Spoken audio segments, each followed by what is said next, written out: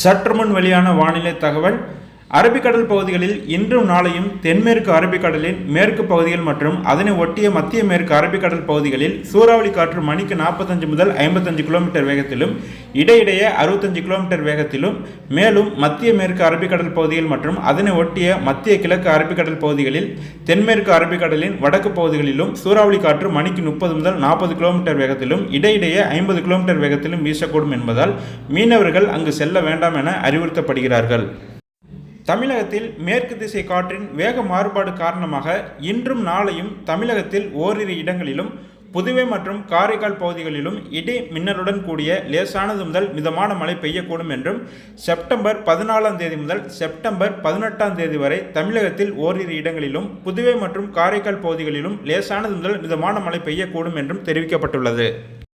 மேலும் சென்னை மற்றும் புறநகர் பகுதிகளை பொறுத்தவரை அடுத்த 24 மணி நேரத்திற்கு வானம் ஓரளவு மேகமூட்டத்துடன் காணப்படும் என்றும், நகரின் ஒரு சில பகுதிகளில் இடி மின்னலுடன் கூடிய லேசானது முதல் மிதமான மழை பெய்ய வாய்ப்புள்ளது என்று வானிலை ஆய்வு மையம் தகவல் தெரிவித்துள்ளது.